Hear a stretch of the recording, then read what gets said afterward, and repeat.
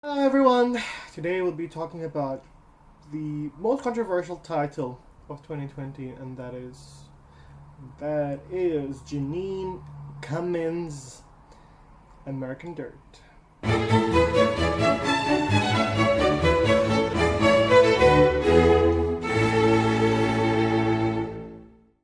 Let me just have my cup of tea because I feel like I'm more comfortable doing that. Okay, let's talk about the American Dirt controversy. I was actually more drawn to the controversy rather than the book, and the reason why I've decided to venture in it, of course, after Oprah. Actually, I wanted to read it before Oprah announced it on her book. It was actually on one of the most anticipated releases in 2020.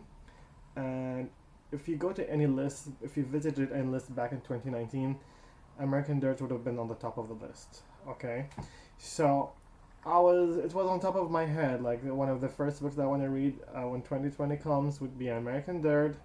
And then the controversy came, and then the Oprah Book Club selection came, and then there was no. I couldn't see myself not reading it, honestly. So let's be real. Basically, as Miriam said in one of her interviews, the story is about this middle class Mexican woman, a bookshop owner, flirted flirted with a guy who turned out to be one of the narcos, and things went bad, and now she's on the run after 16 members of her family, 6 members of her family got killed. And that happens right on the first page of the book. And she runs away for her life, and so she has nowhere to go but except for the United States of America. And she gets to experience uh, the illegal immigration experience, in a sense.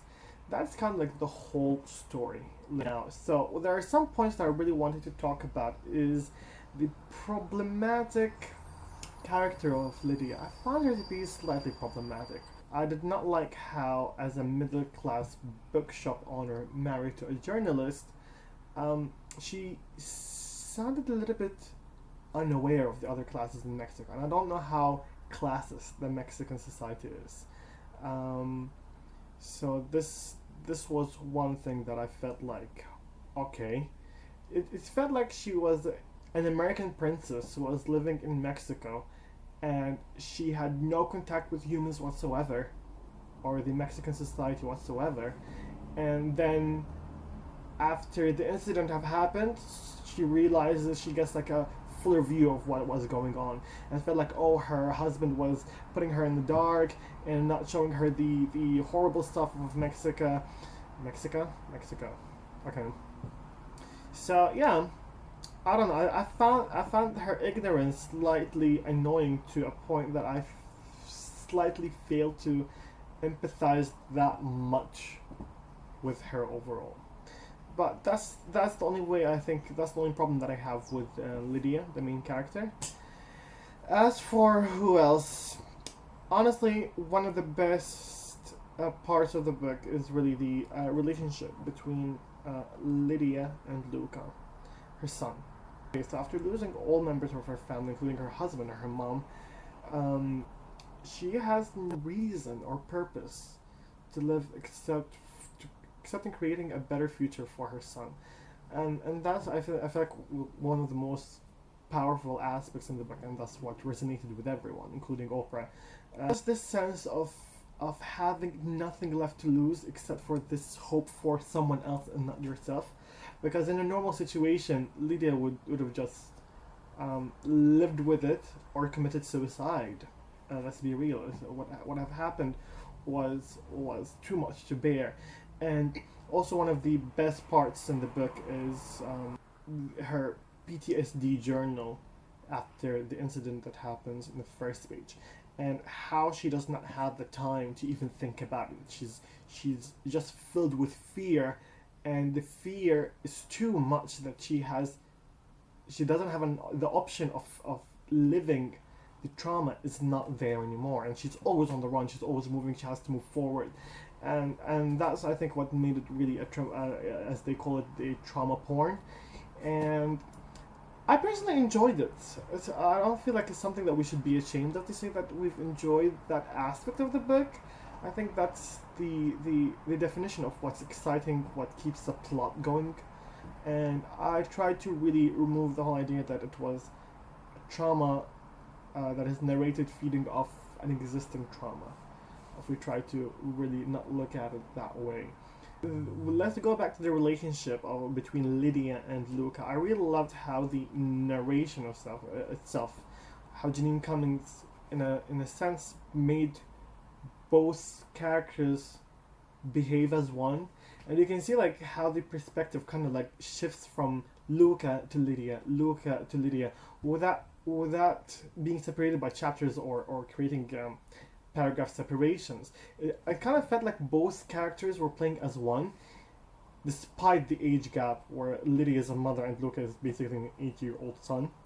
So that was one of the key aspects I think that made the book really interesting to read, and I feel like that's one of the main reasons why the publishers really believed in it so much. So yeah, it was a very strong bond that you can actually sense it, and I personally did not like the characters as individuals, but I really loved the connections that each character had with the situation that is around them, with each other. I think there were this extreme amount of tension that I really enjoyed throughout reading it. Another aspect that nobody is gonna talk about, and nobody was talking about it, is the relationship between Lydia and Javier. I found that one. This was to me. That was the core of the book to me. It was such a complex friendship that it just kept me driven, I think, towards it. I really loved it. I really loved every part of it. Lydia and Javier. First of all, it was something that's stronger than a friendship, but wasn't an affair. But it wasn't an affair. It was more than a friendship, but it wasn't a secret affair. And it had like this so much intensity between it. There were like the way they shared things with each other, personal things about their kids, their life as a parent, and their struggles in life. I just enjoyed that, and there was this whole story of betrayal between that relationship, and there was one part that came from Javier, and then how Lydia betrayed Javier for betraying her by not telling her about his narcos identity in a sense. So I really loved that. I felt like that relationship was extremely intense, and I really enjoyed the story when she was reflecting back on it.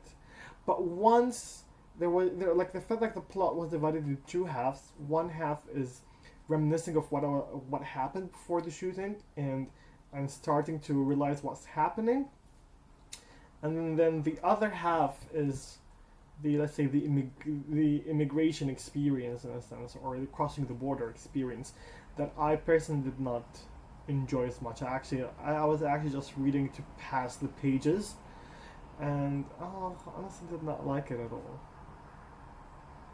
But however, from the Oprah interview, from the book club's interview, she mentions that she wrote the first half in 8 days after the death of her father, and then she had another 8 months where she wrote the second half. And I felt like the one that fell short were the ones that were written, I bet, in the second half, which took 8 months.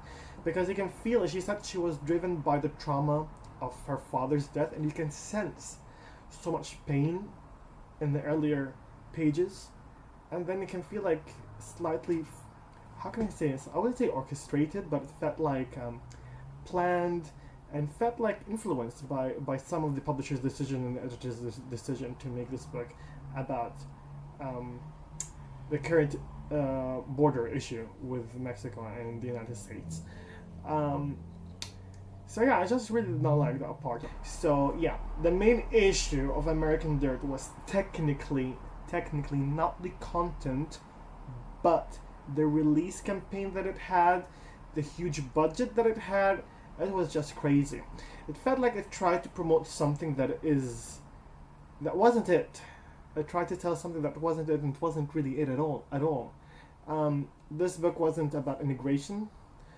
this book didn't feel like it held truth to the situation. It was just, I felt like the whole goal of it is trying to create this level of empathy towards the other, and yeah, it kind of personally it kind of worked a little bit for me, but throughout my reading I tried to ignore that this whole story had a political agenda behind it, because if we really think of the implicit issues or political issues that it had, to me, I did not like that part in the book, honestly. And with the campaign, it felt like they were promoting it in an explicit manner. So they took the implicit part of the book and they said that this is what the book is about, but it was. If you're looking for a book that would talk about the immigration issue or represent Mexico in a rightful way, I do not believe that this book is the right one.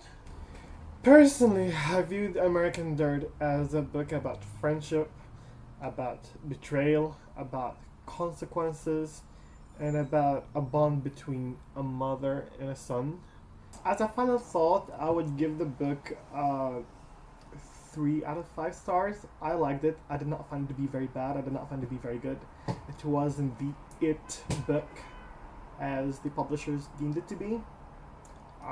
So yeah, these are kind of like my final thoughts. Have a good day. Enjoy your time.